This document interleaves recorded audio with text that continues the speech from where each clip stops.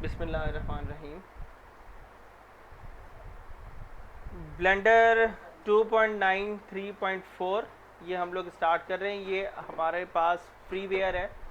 आप इसको अपने घर में पीसी में बहुत ही आराम से फ्री डाउनलोड कर सकते हैं, और वो जो वेबसाइट का लिंक है वो मैंने डिस्क्रिप्शन में दे दिया हुआ है।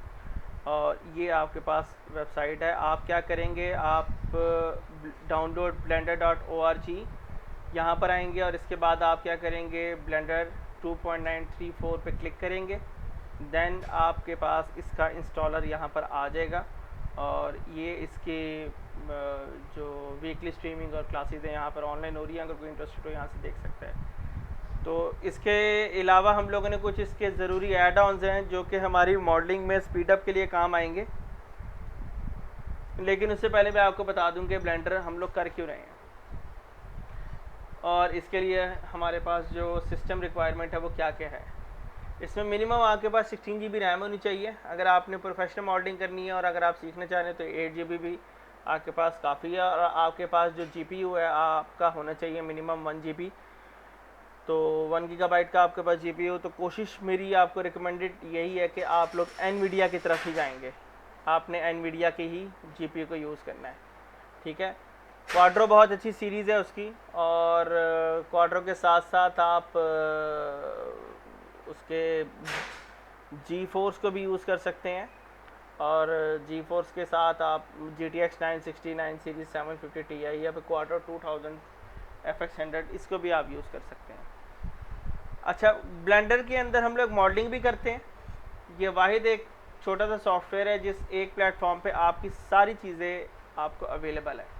इसमें हम मॉडलिंग भी कर सकते हैं, टेक्सचरिंग भी कर सकते हैं, एनिमेशन भी कर सकते हैं, एनरैपिंग भी कर सकते हैं। वाहिद ये सॉफ्टवेयर है जो आपको एक प्रोफेशनल स्कल्पिंग भी प्रोवाइड करता है। यानी कि जो जी ब्रश पे जो काम हो रहा है आपका, वो आप ब्लेंडर पे भी कर सकते हैं प्रेशर पेन सेंसिटिविटी के साथ।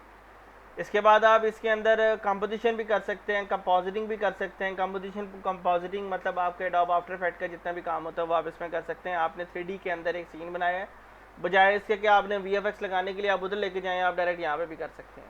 इसके अंदर आप गेम की डेवलपमेंट भी डायरेक्ट यहाँ पे कर सकते हैं पाइथन सीरीज़ के साथ, और आप इसके अंदर रेंडरिंग भी कर सकते हैं। इसमें रेंडर इंजन आपके पास दो मिलेंगे, एक होगा साइकिल इंजन आपका GPU बेस है, और एक होगा आपके पास ईव इंजन आपका रियल टाइम रेंडरिंग इंजन है। और जब ये ईव इंजन आया है, ईव इंजन आने के बाद ब्लेंडर ने वो जो थाइनोस स्नैप नहीं बजाता है, सारे के सारे आधे के आधे बंदे मर जाते हैं, इसी तरीके से ये ब्लेंडर ने जब ईव सिस्टम दिया अपना 2.80 के अंदर, तो इन लोगों ने आधे रेंडरिंग सिस्टम को फारिग करवा दिया था। रियल टाइम पे आपको ज़रूरत ही नहीं पड़ती इतने हाई GPU के अंदर। मैं आपको वैसे एक ईव सिस्टम का दिखा देता हूँ।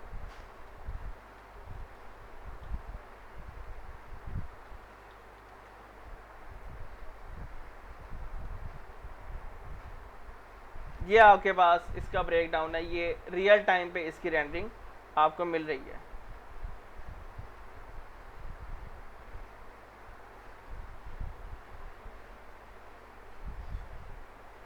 यानी वो जो हम मैक्स के अंदर रेंडर करते थे कंट्रोल M या कंट्रोल F9 करके, हाँ जी, ये जी ये रियल टाइम है। बना रहे हो वही आपका रेंडर है। एग्जैक्टली ये आपका रेंडर है, ये ईव है, ये फाइनल रेंडर नहीं है। ये देख रहे हैं इसके ऊपर कर्सर आ रहा है, हाँ जी ये कर सकते, लेकिन यहाँ पर GPU काउंट करता है, ऐसा नहीं है कि नहीं।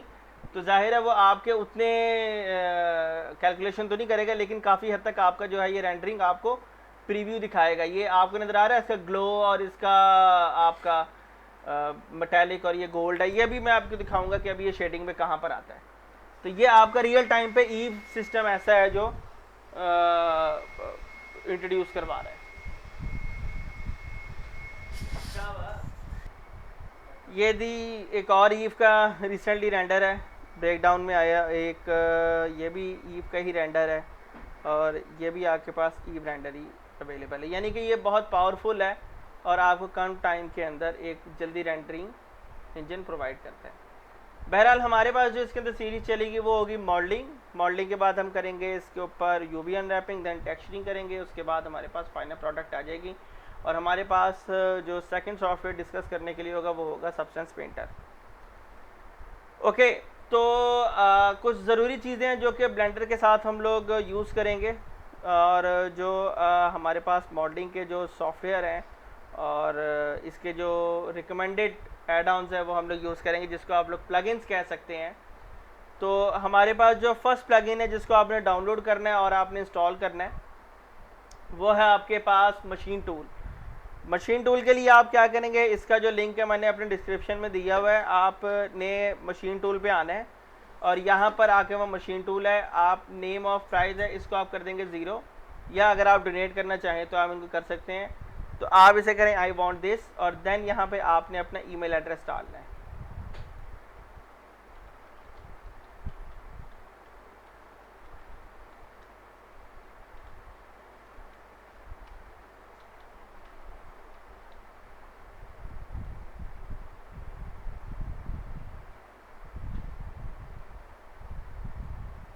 आप अपने ईमेल एड्रेस ऐड करेंगे कि आपने इसको 0 करना है, और इसके बाद आप करेंगे इसको आई वांट दिस। यहाँ पे आप अपना ईमेल एड्रेस डाल दें। ये मशीन गर्म हो रहा है क्या?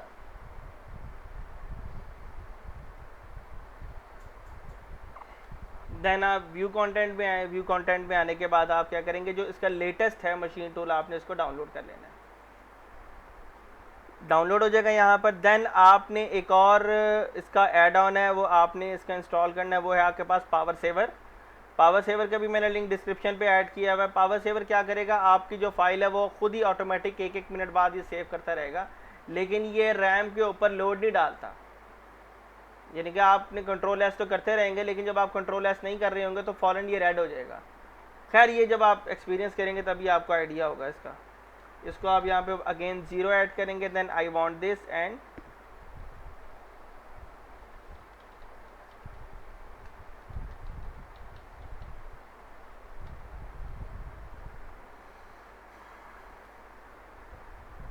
और ये पावर सेवर आप इसका लेटेस्ट डाउनलोड कर लेंगे। ये हमारे पास 2 सॉफ्टवेयर आ गए हैं इधर, एक पावर सेवर है एंड एक मशीन टूल है।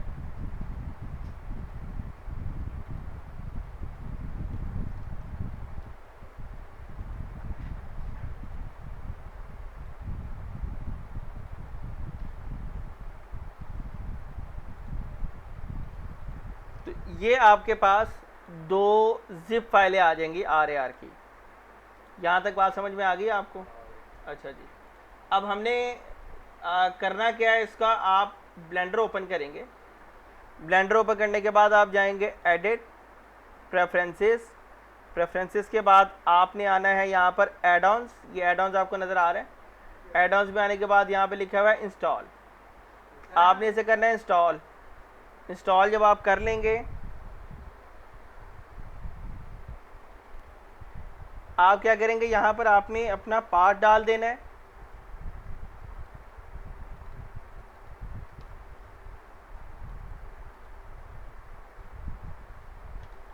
देन आपके पास यहाँ पे नज़र आ रहा है मशीन टूल।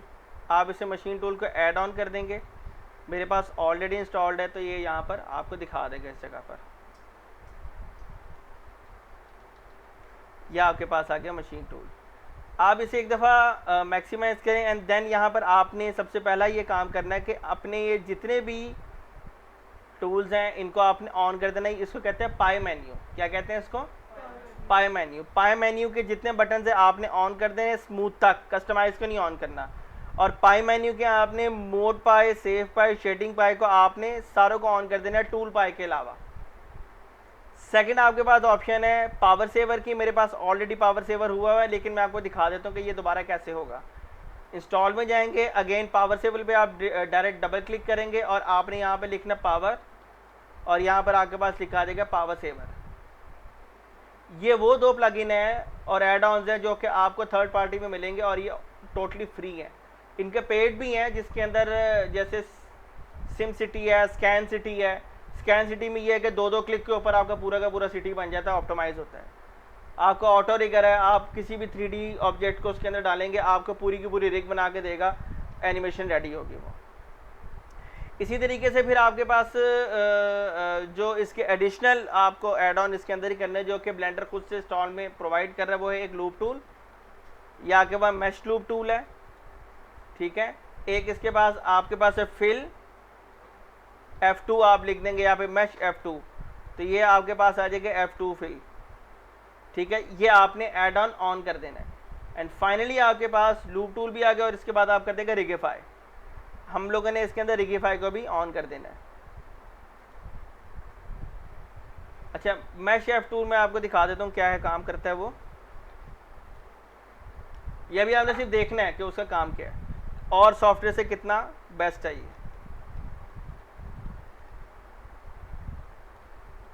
यानी कि अगर मैं इसके एक वर्टेक्स पे क्लिक करता हूँ और उसके बाद इस वाले वर्टेक्स पे क्लिक करता हूँ और इस वाले वर्टेक्स पे क्लिक करता हूँ, जस्ट F प्रेस करूँगा तो यहाँ पर ये फेस बना देगा।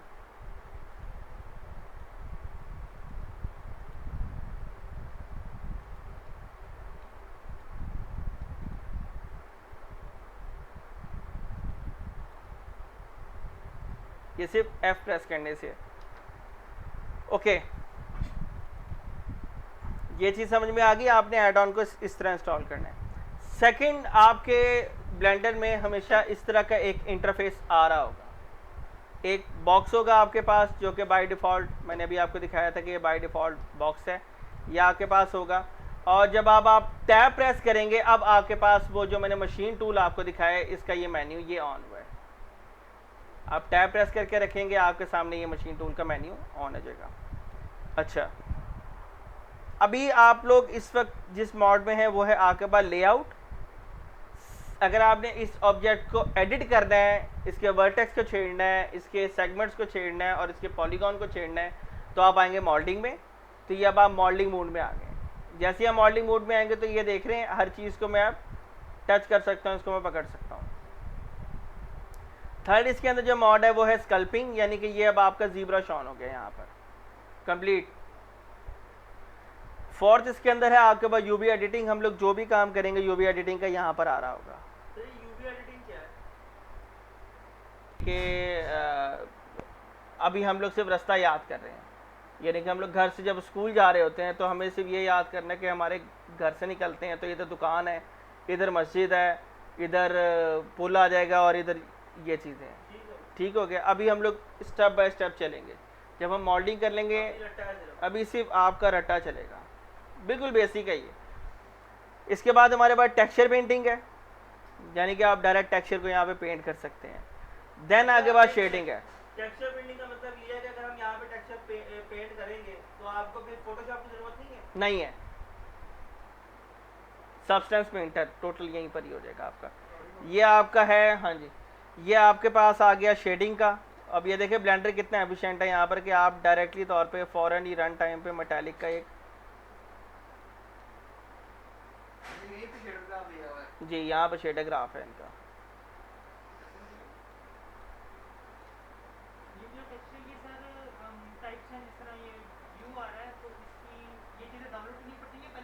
ये वाली मौजूद है, जो मैंने पहले दिखाई है वो डाउनलोडिंग करनी पड़ेगी। अब लाइक ये देखिए, ये मैंने मटेरियल लगाया हुआ है, ठीक है। अब आप डायरेक्ट जाएं, इसको आप सब डिवीजन लगा दें, आपको रेंडरिंग करने की ज़रूरत ही नहीं है जी। ये सारा काफ़ी कुछ है, अभी सब कुछ आएगा। ये रहा,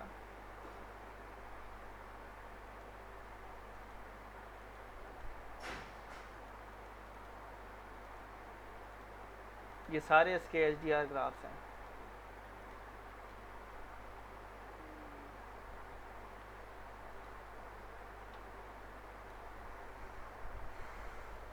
ठीक है, राइट क्लिक करें, इसको आप शेड स्मूथ कर दें। ये क्रोम का रेंडर निकाले बैठे हैं आप, आपको लग पता जाएगा जब वीरे में निकालते हैं। खैर मैं उसको अभी इसके साथ कंपैरिजन नहीं कर रहा हूँ। ये एनिमेशन ग्राफ है, यहाँ पर आपके पास सारी हर चीज़ की एनिमेशन हो गई, या आपके पास डोप शीट आ गई, या आपके पास इसके ऑब्जेक्ट मूड आ गया। यहाँ पर रेंडरिंग है, ये साइकिल रेंडर भी यहीं पर ही होगा, ईव रेंडर भी यहीं पर ही होगा। ये जो शेडिंग है यहाँ पर ईव रेंडर दिखा रहा है इस पर, और यहाँ पर आपके पास साइकिल रेंडर का भी फाइनल प्रोडक्ट आएगा, और इसके बाद आपका ईव रेंडर का भी फाइनल प्रोडक्ट आएगा। ये है कंपोजिटिंग। ये सारा का सारा आपके पास जो स्क्रिप्टिंग का काम होगा, नोट बेस जितना भी काम होगा, और आपका आफ्टर इफेक्ट का जितना भी काम होगा वो यहाँ पर हो रहा होगा। ज्योमेट्री नोट यानी कि आपने अगर नोट बेस काम करना चाह रहे हैं, वो स्टूडेंट्स जो हाउडीनी के बारे में थोड़ा बहुत जानते हैं, वो प्रोसीजरल मॉडलिंग सारी की सारी अब ब्लेंडर यहाँ पर भी दे रहे हैं, ठीक है। यानी कि VFX का सारा काम जो आपका है वो यहाँ पर भी आ रहा है। एंड फाइनली स्क्रिप्टिंग, जो अगर आप गेम डेवलप करना चाह रहे हैं तो आप गेम डेवलप यहाँ पे कर सकते हैं बहुत आराम से। इधर ही इन्वायरमेंट बनाए, यहीं पे प्रीफैब बनाए, यहीं पर ही आप गेम डेवलप कर सकते हैं।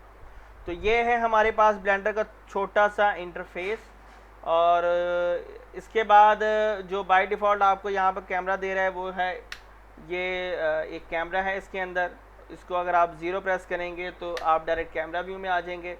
और ये आपके पास बाय डिफ़ॉल्ट लाइट है, इसको आप आगे पीछे भी कर सकते हैं। ओके, अगर मैंने अपने ऑब्जेक्ट को हिलाना हो, रखा हुआ ऑब्जेक्ट है, अभी मैं इंसर्ट करना ही बताऊंगा, इसको सिर्फ ग्रैब करना हो तो ब्लेंडर ने कुछ शॉर्टकट की डिफरेंट रखी हुई है। तो यहाँ पर आपने इसको मूव करना है तो हम लोग कहते हैं ग्रैब करना, क्या कहते हैं? तो इसकी शॉर्टकट की G है, तो ये G से आप कहीं पे भी इसको रख सकते हैं। ऑब्जेक्ट को पकड़ें, G प्रेस करें, कहीं पे भी रख दें। लेकिन अगर इसको मैंने पोजीशन लॉक पे लेके आना है तो मैं क्या करूँगा, G प्रेस करूँगा, उसके बाद X प्रेस करूँगा और ये X पोजीशन पे ग्रैब होगा। G प्रेस करूँगा, मैं Y प्रेस करूँगा तो ये Y पोजीशन पे ग्रैब होगा। G प्रेस करूँगा, Z प्रेस करूँगा तो ये क्या होगा, Z पोजीशन में ग्रैब होगा। अगर मैं G Z 2 कर दूंगा तो ये G Z और 2 मीटर आगे की तरफ चला जाएगा। अगर मैं G X 25 कर दूंगा या 35 कर दूंगा तो क्या होगा, ये 35 मीटर आगे चला जाएगा। जी ये मीटर में, क्योंकि गेम आपका, गेम इंजन आपका मीटर में चलता है। जी है, ठीक है। N प्रेस करेंगे, ये आगे बाद लोकेशन आ रही है, इसको आप डायरेक्ट 0 बाय 0 बाय 0 कर देंगे, बिल्कुल आपके डिफॉल्ट है।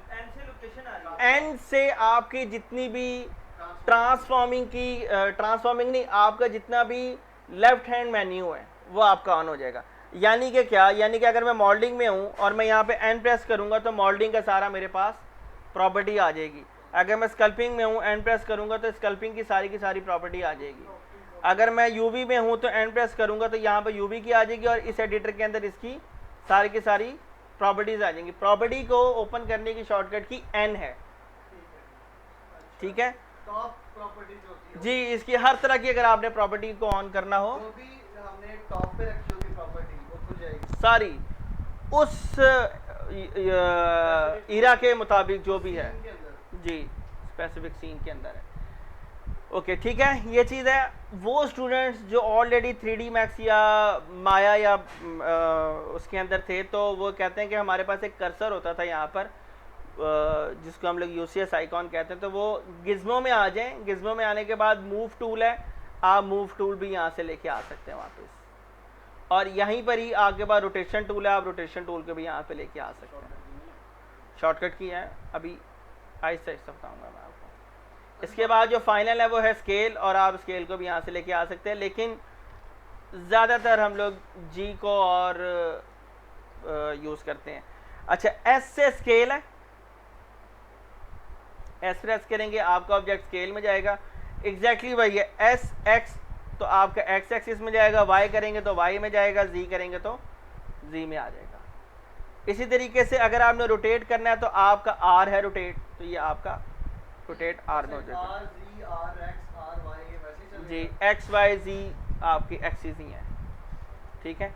अच्छा, अब किसी नई चीज़ को मैंने इंपोर्ट करवाना है,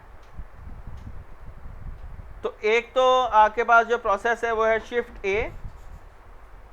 आपके पास ऐड का पाई मेन्यू ओपन हो गया, या फिर आप ऐड पे क्लिक करेंगे और ये मैच आ गया आपके पास।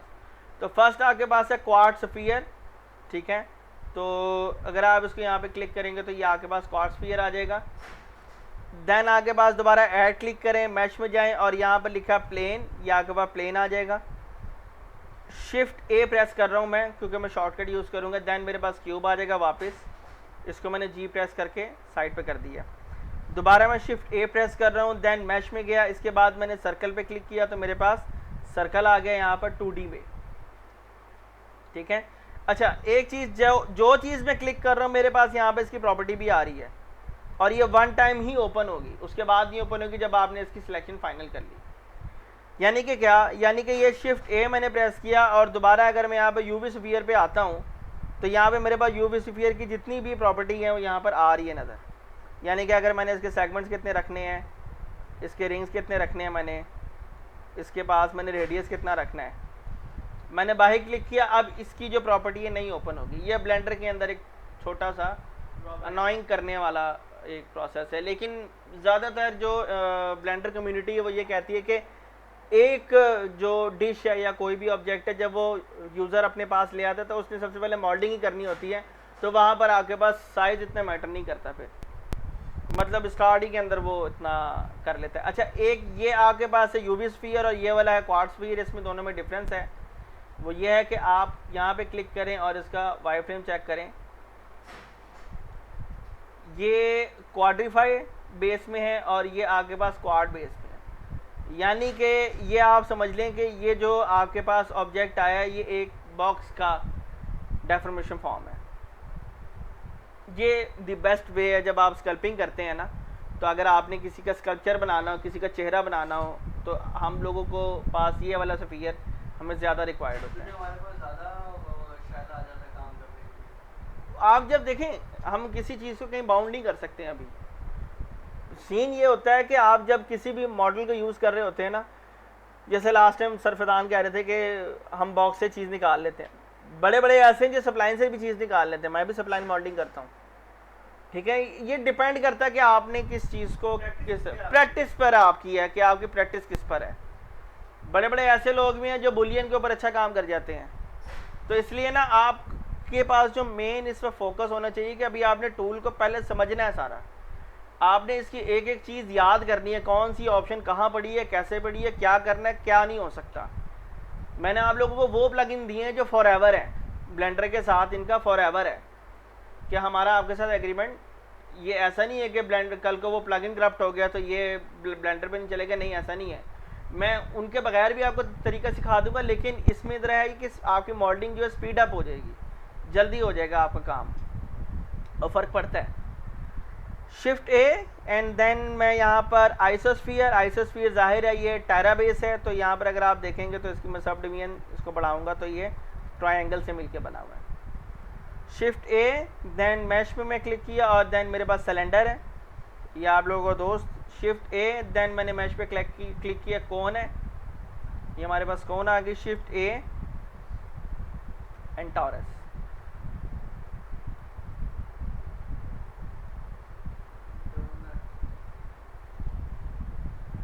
शिफ्ट ए और इसके बाद आगे बढ़ कर्व है, बेजियर है, सरफेस है, मेटालिक है। ये हम साथ साथ करें क्योंकि ये कुछ छोटा सॉफ्टवेयर नहीं है, ये बहुत बड़ा सॉफ्टवेयर है। आज हम लोगों ने मैश को इंपोर्ट करवाना सीखा, हम लोगों ने सीखा कि हम लोग ब्लेंडर्स के एड ऑन्स को कैसे ऐड कर सकते हैं।